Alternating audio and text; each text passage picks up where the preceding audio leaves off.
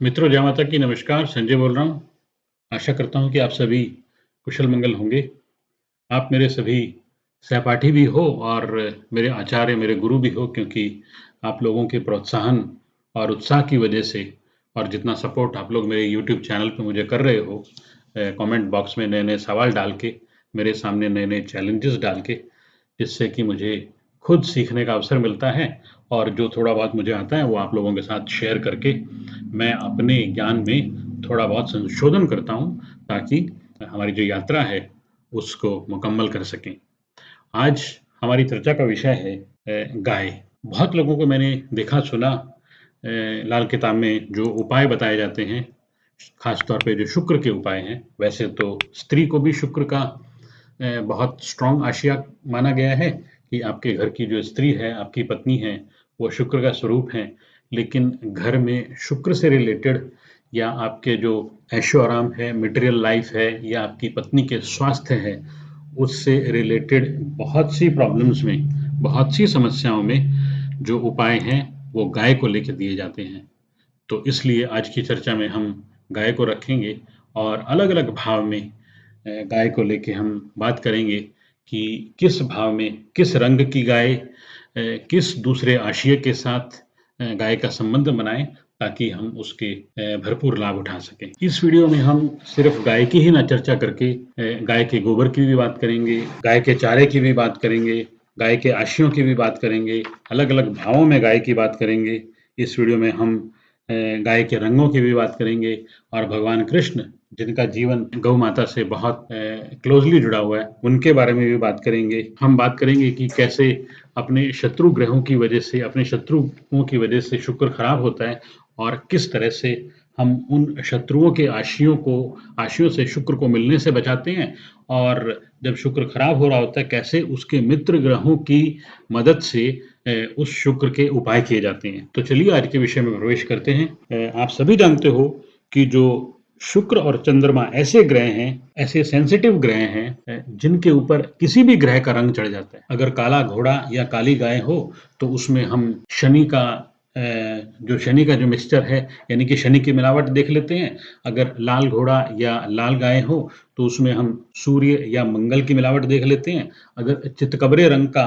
गाय या घोड़ा हो, तो उसमें हम केतु की मिलावट देख लेते हैं और गाय में अगर सफ़ेद रंग हो, यानी कि सफ़ेद रंग की गाय हो, तो उसमें हम चंद्रमा की मिलावट देख लेते हैं। ये ग्रह अपनी नेचर में, अपने स्वभाव में इतने सेंसिटिव होते हैं कि जिसके साथ मिल जाएँ, जिसके साथ बैठ जाएँ, उसका रंग ले लेते हैं, उसके रंग में रंगे जाते हैं और उससे या उस ग्रह के प्रभावों से बहुत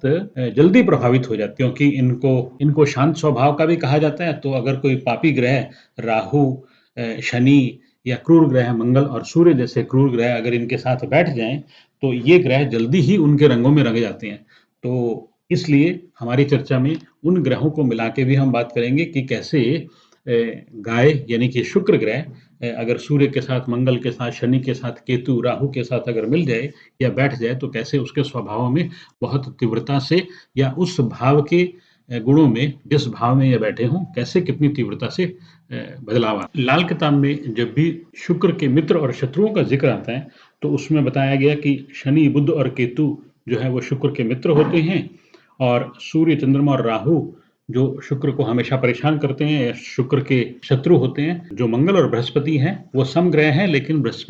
शुक्र कई बार बृहस्पति से शत्रुता करता है, लेकिन बृहस्पति शुक्र से शत्रुता नहीं करता। तो इसी हिसाब से इनके रंगों में गाय को रंग के इनके उपाय या अच्छे-बुरे परिणाम लाल किताब में जैसे लिए जाते हैं, उसके बारे में भी हम बात करें। और मित्रों, गाय एज़ ए जीव, उसमें एक और ख़ासियत देखी गई है कि इवन दो कि वो अपने शत्रु प्लैनेट्स के साथ बैठ के खराब हो रहा है,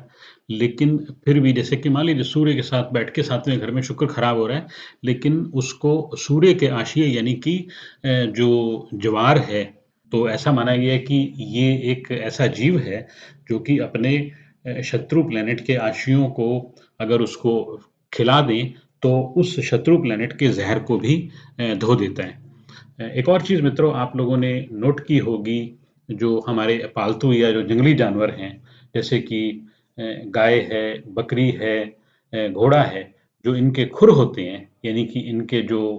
पैर होते हैं वो सख्त होते हैं और वो 2 हिस्सों में बँटे होते हैं, यानी कि उसके बीच में एक लाइन होती है, कटा होता है बीच में से। तो ये सारे जो जीव हैं, ये तीनों तरह के जीव हैं, ये बहुत दयालु प्रवृत्ति के जीव होते हैं, तो इसलिए इनको जो दयालु प्लैनेट्स हैं, उनके साथ जोड़ा गया है, यानी कि चंद्र और शुक्र के साथ। और जो बकरी है वो बुध का आशिया है। लेकिन जो क्रूर ग्रह हैं, जैसे कि सूर्य, शनि, राहु, केतु, यानी कि इनमें जो हाथी है वो राहु का जीव है, ऊंट मंगल बध का जीव हुआ क्योंकि उसका नीचे वाला होठ लटका हुआ होता है, और जो कुत्ता है वो केतु का जीव है, और जो शेर है वो आप मान लीजिए कि मंगल या सूर्य का जीव है। तो इन सब के जो पैर हैं उनके नीचे गद्दा होता है, यानी कि कुशन होता है। तो जितने भी आप प्लैनेट्स राक्षस प्रवृत्ति के देखोगे या क्रूर प्रवृत्ति के देखोगे, उनके पैरों के नीचे आपको कुशन मिलेगा। और जो ये शुक्र और चंद्रमा के जो आशिये जानवर हैं, उनके पैरों के खुर हमेशा बीच में से कटे हुए मिलेंगे, यानी कि ये थोड़ा पहचान है। आप जब जानवरों को अगर वर्गीकृत करेंगे अलग-अलग ग्रहों के साथ जब जोड़ेंगे, तो ये भी एक देखने का नज़रिया हो सकता है। सभी भावों में जिस भी प्रकार से हम गोधन की बात करेंगे, जिसमें गाय भी आ जाती है, बछड़ा भी आ जाता है और बैल भी आ जाता है, तो हम सामान्यतः बात करेंगे काली गाय की, लाल गाय की, या चितकबरी गाय की या सफ़ेद गाय की, या एक और तरह की गाय होती है जिसको भौंडी गाय बोलते हैं, यानी कि जो बुध का प्रतीक है। तो जिसके खुर खराब हों या अगली हो, देखने में अच्छी ना हो, उसको बुध प्लैनेट से जो उसको बुध प्लैनेट से कनेक्ट किया गया है। और आप ये भी पाओगे कि जिन भी भावों में हम काली गाय को लेके कोई उपाय कर रहे हैं, तो वो सामान्यतः रुपए पैसे के लिए या बिज़नेस के लिए, फाइनेंसेस के लिए, उसके लिए किया जाता है। और कहीं पे भी मंगल का रंग, यानी कि जो लाल गाय का लेके उपाय करेंगे, तो वो सामान्यतः स्वास्थ्य के लिए किया जाता है, क्योंकि मंगल जो है हमारे लग्न का स्वामी है, पहले घर का स्वामी है, सूर्य भी वहाँ का उच्च का स्वामी है। तो जितने भी उपायों में हम लाल रंग, यानी कि मंगल और सूर्य के रंग की बात करेंगे गाय के साथ, तो वो सामान्यतः स्वास्थ्य को लेके किया जाता है। और जहाँ पे भी हम शनि को लेके बात करेंगे, यानी कि काली गाय, काले रंग की बात करेंगे, तो वो सामान्यतः, क्योंकि शनि हमारे कर्म भाव का मालिक है, 10वें भाव का मालिक है, 11वें भाव में वो न्यायाधीश है, जहाँ पे लाभ का स्थान है, तो वहाँ जो बात की जाएगी, वो सामान्यतः धन को लेके की जाएगी। तो ये भी एक आप नोटिस करोगे, जब भी हम 1 से 12 भाव में गाय को लेके या गाय के रंगों को लेके उपाय की बात करते हैं, तो वो इस तरह से बात करते हैं। तो ये ज़रूर ध्यान रखना, क्योंकि पहला भाव मित्रों हमारे लग्न का है, और लग्न के जो स्वामी हैं, वो मंगल ग्रह हैं। तो इस भाव में जितने भी स्वास्थ्य को लेके या हमारे लग्न से संबंधित या हमारे शरीर से संबंधित जो समस्याएँ हैं, उनको लेके जितने भी उपाय होंगे, उसमें हम लाल गाय का इस्तेमाल करेंगे, या लाल गाय को चारा खिलाएँगे, या लाल गाय को भोजन कराएँगे। दूसरा भाव जो धर्म स्थान का भाव कहा जाता है, उसको गौशाला भी कहते हैं। तो गौशाला में आप सभी समझते हो कि हर तरह की गाय होगी, वहाँ पे लाल गाय भी होगी, वहाँ पे सफ़ेद गाय भी होगी, वहाँ पे काली गाय भी होगी, वहाँ पे चितकबरी भी होगी, भौंडी गाय भी होगी, टूटे सींग वाली गाय भी होगी। तो वहाँ पे हर तरह की गाय होगी, तो हर तरह की गाय को लेके उपचार किया जाएगा। ये डिपेंड करेगा कि किस ग्रह की वजह से या किस ग्रह के आशय की वजह से वो खराब कर रही है। और किसी का अगर तीसरे भाव में शुक्र आ जाए, तीसरे भाव के जो शुक्र हो, क्योंकि ये तीसरा भाव मंगल का भाव है, तो यहाँ पे तीसरे भाव में शुक्र आने से मंगल बद नहीं होता, और यहाँ पे लाल गाय को संज्ञा दी गई है, या फिर ज़्यादा जो महत्ता दी गई है वो बैल को दी गई है। और क्योंकि तीसरे भाव में बुध ठीक नहीं होता, इसलिए जब तीसरे भाव में शुक्र आ जाए, तो कहते हैं कि घर में जो खराब बुध के जो आशिये हैं, यानी कि ढोल, तबला, हारमोनियम, इस तरह के जो वाद्य यंत्र हैं बुध के खराब आशिये, उनको घर में नहीं रखना चाहिए। इसके अलावा जो उपाय मंगल को लेके, यानी कि मंगल के आशियों को लेके, सौंफ, शहद, देसी खांड आदि को लेके, या लाल गाय को लेके जो उपाय किए जाते हैं, उनको ज़्यादा प्राथमिकता रहती है तीसरे भाव के शुक्र को लेकर। और चौथे भाव का शुक्र मित्रों, क्योंकि चौथा भाव चंद्रमा का भाव है और चंद्रमा के साथ शुक्र की शत्रुता है, इसलिए यहाँ पे सफ़ेद गाय की खास तौर पे मनाही की गई है। और चौथे भाव का शुक्र क्योंकि दिग्बली होता है, राजयोग कारक होता है, इसकी दृष्टि 10वें भाव पे रहती है, इसलिए शुक्र जो व्यापार के लिए अच्छा होता है, तो इसमें काली गाय को महत्ता दी गई है ताकि उसके ऊपर शनि का रंग चढ़ाया जा सके। अगर आप इसलिए जो दही वगैरह वर्जित की गई है चौथे भाव के शुक्र आने पे कि जातक को दही वगैरह नहीं खानी चाहिए क्योंकि दही सफ़ेद रंग ले लेती है और दही शुक्र का आश्रय है। चौथा भाव हमारे घर का भाव होता है, भूमि, भवन, वाहन का भाव होता है, लेकिन क्योंकि ये मंगल बद का घर है, इसलिए इसमें जितना हो सके हम लाल गाय को या केतु की गाय को, चितकबरी गाय को जितना अवॉइड करेंगे उतना अच्छा रहेगा। और पाँचवाँ भाव, क्योंकि पाँचवाँ भाव सूर्य का भाव है और पाँचवाँ भाव हमारा जो हमारे शरीर में जो हमारा पेट भी आता है, पाचन तंत्र का भी आता है, तो इसमें भी आपको अगर पाचन तंत्र से रिलेटेड किसी भी तरह की प्रॉब्लम हो, तो आप लाल गाय को लेके ही उपचार किए जाते हैं। और बृहस्पति और सूर्य के अलावा क्योंकि राहु केतु भी 5वें भाव के कारक हैं, तो राहु केतु को मिला के शुक्र बनता है और शुक्र ऑलरेडी अगर 5वें भाव में आ जाए तो ऐसा कहा जाता है कि इंसान अपना चाल-चलन ठीक रखे, नहीं तो उसकी स्त्री के यानी कि उसकी पत्नी के स्वास्थ्य में प्रॉब्लम हो सकती है या किसी तरह की समस्या हो सकती है। तो अपने चाल-चलन को भी ठीक रखना इस भाव में शुक्र को बल देता है और ये भाव जो प्री-मैरिटल अफेयर्स या लव मैरिजेस के लिए भी ये भाव देखा जाता है, शुक्र 5 में जब आ जाए। और मित्रों जो छठा भाव है, वो केतु का भाव है, वो उच्च के बुध का भाव है और बुध के लिए खास तौर पे जो भौंडी गाय या शुक्र 6 को जो भौंडी गाय कहा गया है, तो वो इसलिए कहा गया है क्योंकि जो बुध है उसका संबंध जो गाय से है वो भौंडी गाय को लेके होता है। तो जब छठे भाव में शुक्र आ जाए तो भौंडी गाय की सेवा करना ऐसा लाल किताब में लिखा गया है। इसके विपरीत अगर सफ़ेद रंग की यानी कि जिस पे चंद्रमा चढ़ा हो ऐसी गाय की सेवा नहीं करनी चाहिए क्योंकि जो सफ़ेद रंग है वो चंद्रमा का है और चंद्रमा बुध और शुक्र और केतु इन तीनों प्लैनेट्स का जो इस भाव में कारकत्व लिए हुए हैं इस समय क्योंकि शुक्र यहाँ पे आया हुआ है और केतु और बुध इस भाव के कारक हैं, तो तीनों ही उसके शत्रु हुए, इसलिए सफ़ेद गाय की बहुत मुकम्मल तौर पे मनाही की गई है जब छठे भाव में केतु आ जाए तो। इसके विपरीत बच्चों के स्वास्थ्य को लेके या आपके काम कारोबार को लेके या कर्ज़ों को लेके, लोन्स को लेके अगर किसी भी तरह की समस्या है, तो उसमें केतु रंग की यानी कि चितकबरी गाय की सेवा का महत्व बताया गया है लाल किताब में। क्योंकि छठा घर केतु का घर है और जो गाय का गोबर है, वो केतु स्वरूप होता है और केतु सृजन का प्रतीक है, तो आपने नोटिस किया होगा, आपने ये बात गौर की होगी कि जो गाय का गोबर है, उसके अंदर भी एक प्रकार की सृजन की प्रक्रिया चलती है, यानी कि कीड़े-मकोड़ों का जन्म अगर गाय का गोबर नमी में हो, तो आप देखेंगे कि उसके अंदर ही कीड़े-मकोड़ों का जन्म होता है, क्योंकि गोबर केतु का प्रतीक है, छठा भाव केतु का भाव है और जो सृजन की प्रक्रिया है, वो भी केतु से संबंध रखती है। सृजन मतलब नव-निर्माण, नव उत्पत्ति, नए जीवों का उत्पन्न होना और 7वां घर मित्रों शुक्र का पक्का घर होता है, शुक्र यहाँ पे पक्के घर का होता है, तो यहाँ पे भी अपनी पत्नी के स्वास्थ्य के लिए आप लाल गाय की सेवा करें और क्योंकि ये पार्टनरशिप का बिज़नेस का भी घर होता है, तो अगर आपको बिज़नेस से रिलेटेड किसी भी प्रकार की शुक्र साथ को लेके कोई प्रॉब्लम आ रही हो, तो आप फिर उस जो गाय पे या उस शुक्र पे शनि का रंग चढ़ाएँ, यानी कि काले रंग की गाय की सेवा करें। और 8वें घर में भी मित्रों क्योंकि चंद्रमा मंदा होता है, चंद्रमा नीच का होता है, तो वहाँ पे भी सफ़ेद गाय की मनाही है, लेकिन वहाँ पे 8वें घर में आपको भौंडी गाय या भद्दी गाय की सेवा करने का प्रावधान बताया। 9वें घर का शुक्र अच्छा नहीं होता, इसलिए वहाँ भी सफ़ेद गाय की मनाही की गई है, लेकिन अगर शनि का रंग चढ़ा के उस गाय को किसी काली गाय की सेवा आदि की जाए, तो उसमें थोड़ा बहुत आप लाभ ले सकते हो। लेकिन एक और बात मित्रों आप लोगों ने नोट की होगी कि जो 9वां घर होता है, वो हमारे घर का आंगन होता है। तो अगर आंगन में कोई गाय बांधे यानी कि अपने घर के आंगन में अगर गाय बांधे तो वो अशुभ होती है क्योंकि उसमें आपके 9वें घर में या 9वें भाव में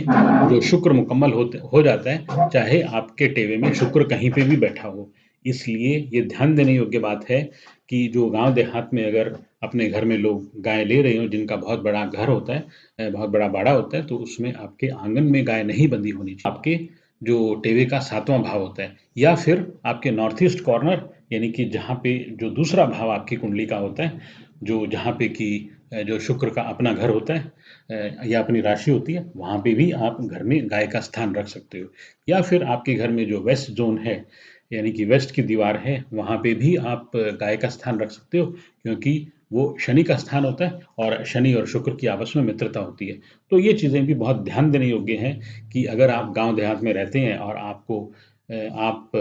गाय जैसा जो पवित्र जानवर अपने घर में रखते हो, तो उसको कहाँ बाँधना, कहाँ न बाँधना। मित्रों, 9वें भाव में आप गाय नहीं बाँध सकते, ये मैंने आपको ज़रूर बताया, लेकिन 9वां भाव क्योंकि हमारा आंगन का होता है और 9वें भाव में केतु उच्च का होता है, तो यही व्यवस्था इसलिए ये व्यवस्था थी कि जो आंगन को गाय के गोबर से लीपा जाता था क्योंकि गोबर केतु का प्रतीक है और 9वें भाव में केतु उच्च का होता है क्योंकि ये बृहस्पति का भाव है। और आपकी कुंडली का 12वां घर या आपके घर का साउथ ईस्ट कॉर्नर जो कि लक्ष्मी स्थान भी होता है और शुक्र के उच्च का घर है, तो वो भी एक जगह है जहाँ पे कि आप अपने घर की गाय को बांध सकते हो। अब गाय को या जो शुक्र है, कहते हैं कि शुक्र अकेला बुरा, या जो स्त्री है उसको अकेला नहीं छोड़ना चाहिए, या गाय है उसको अकेला नहीं छोड़ना चाहिए, तो उसके साथ केतु या बुध का जो साथ है वो हमेशा होना चाहिए, यानी कि गाय के साथ गाय का बछड़ा जो केतु होता है, या फिर बुध यानी कि उसके साथ जो घास है, इनका अगर साथ होगा तो गाय हमेशा अच्छा फल देगी या शुक्र आपका हमेशा अच्छा फल देगा। तो साउथ ईस्ट कॉर्नर और उसमें भी आप गाय को बछड़े के साथ रखें, तभी जो प्रावधान जो शास्त्र में बताया गया गऊ के साथ बछड़े का, ये विधान इसी वजह से बताया गया क्योंकि उसके साथ केतु का होना या उसके मित्र बुध का होना बहुत आवश्यक है। सिर्फ इतना ध्यान रखना पड़ेगा, बुध और शुक्र का साथ उस समय मुबारक नहीं होता जहाँ पे जिन भावों में बुध अच्छा नहीं होता। और इसी तरह से 10वें और 11वें भाव में, क्योंकि एक आपके कर्म का भाव है, एक आपके लाभ स्थान का भाव है, लाभ का भाव है, और दोनों भाव शनि के भाव हैं, तो वहाँ पे भी जो स्वास्थ्य को लेके भी आप काली गाय की ही सेवा करेंगे या काली गाय का, कपिला गाय का दान, इसकी महत्ता बताई गई है। तो मित्रों, सिर्फ और सिर्फ एक भाव है 12वां भाव, जिसमें हम सफ़ेद गाय की सेवा या सफ़ेद गाय की पालना या सफ़ेद गाय का दान, जो लाल किताब में बताया गया, क्योंकि ये कामधेनु का स्थान है, 12वां भाव मोक्ष का स्थान है, तो यहाँ पे हमें सफ़ेद गाय की सेवा या सफ़ेद गाय का दान, इस तरह का प्रावधान लाल किताब में बताया गया है। ये उच्च के केतु का भी स्थान है मित्रों, तो मोक्ष भाव को या अपनी मोक्ष की कामना को लेके अगर आप चित्तकबरी गाय का भी की भी सेवा करें तो वो भी उत्तम माना गया इस भाव को लेकर। तो मित्रों, गाय को लेके, गाय के उपाय को लेके, गाय के रंग को लेके अब मैं ये मान सकता हूँ कि आपको किसी भी तरह का कोई कन्फ्यूजन नहीं होगा कि जहाँ भी स्वास्थ्य को लेके हमें गाय का उपाय करना है, गाय को लेके उपाय करना है, वहाँ पे मंगल के उपाय होंगे और लाल रंग की गाय से उपाय होंगे, जैसे कि पहले और 8वें भाव में या तीसरे भाव में। और जहाँ पे भी हम धन को लेके, हमारे मटेरियल लाइफ को लेके, हमारे काम कारोबार को लेके गाय के उपाय होंगे, तो वहाँ पे उस गाय पे आपको शनि का रंग चढ़ाना है, यानी कि काली गाय को लेके उपाय करने हैं। और जहाँ पे बुध को लेके आपको गाय के उपाय करने हैं, जैसे छठे भाव में, तो वहाँ पे भोंडी गाय के ले उपाय करेंगे, या 8वें भाव के जो उपाय हैं वहाँ पे भोंडी गाय को लेके आप उपाय करेंगे। और अगर कोई उपाय हमें बच्चों के स्वास्थ्य को लेके या बच्चों को लेके या केतु को लेके उपाय करने हैं, तो वहाँ पे चितकबरी गाय का प्रावधान लाल किताब में दिया गया। मित्रों, ग्रहों की मित्रता और शत्रुता की अपनी एक अलग केमिस्ट्री होती है, लेकिन ये गाय ही है जो हमें दूध देती है, जो चंद्रमा का प्रतीक है, गोमूत्र राहु का प्रतीक है, गाय का गोबर जैसे मैंने बताया वो केतु का प्रतीक है, और गाय पे अलग अलग चढ़े हुए रंग जो कि सूर्य, शनि और मंगल का प्रतीक होते हैं, गाय का जो चारा है वो बुध का प्रतीक होता है, और शुक्र स्वरूप में तो गाय हमारे जीवन में, हमारे जीवन के हर पहलू को स्पर्श करती है, वो तो आप सब जानते ही हैं। और दूसरा, योगेश्वर कृष्ण की चर्चा किए बिना हम गाय की चर्चा को समाप्त नहीं कर सकते, क्योंकि योगेश्वर कृष्ण के जीवन में जो बांसुरी है वो भी शुक्र का प्रतीक है, जो गैया है वो तो शुक्र है ही है, जो मक्खन है वो भी शुक्र का प्रतीक होता है, और जो गोपियां हैं वो भी शुक्र स्वरूप हैं, और भगवान कृष्ण की जो 16,008 रानियां हैं वो भी एक शुक्र का प्रतीक है। लेकिन इन सब भगवान कृष्ण के चारों तरफ ये पूरा शुक्र का, पूरी कायनात होने के बावजूद भी योगेश्वर कृष्ण अपने आप में देव स्वरूप में, बृहस्पति के रूप में हमारे सामने विद्यमान रहे, जिन्होंने हमें गीता का पवित्र उपदेश दिया। विष्णु का अवतार थे, इसलिए वो सूर्य हैं, उनका रंग काला रहा, इस वजह से उनके ऊपर शनि का जो प्रभाव रहा या जो शनि की चालाकियाँ और जो राहु की चालाकियाँ उनमें थी, उसकी वजह से उनमें शनि और राहु की भी भरपूर मात्रा देखने में मिली और चंद्रवंशी थे, इसलिए वो चंद्रमा के प्रतीक थे, अजेय थे, इसलिए वो मंगल नेक के प्रतीक। इस तरह से 16 कला संपूर्ण योगेश्वर कृष्ण अपने आप में 9 ग्रहों को अपने अंदर समावेश या समाहित किए हुए। तो मित्रों, ये थी आज की हमारी चर्चा, जिसमें गाय को धुरी मान के हमने शुक्र को 1 से 12 भाव में और हमारे जीवन के सभी आयाम में जितने मैं समझता हूँ, जितने मैं समझा पाया हूँ, उनको मैंने स्पर्श करने की कोशिश की। आशा करता हूँ कि ये विषय आपको अच्छा लगा होगा, इसमें से आपको कुछ सीखने को मिला होगा। आप मुझे अपने कमेंट बॉक्स में मेरी वीडियो के कमेंट बॉक्स में ज़रूर बताइएगा कि इसमें क्या कमी रही, क्या हम और स्पर्श कर सकते थे या आपको और क्या सीखना है। जय माता दी, जय सिया राम। आप सभी प्रसन्न रहें, खुश रहें, आबाद रहें। फिर मिलेंगे।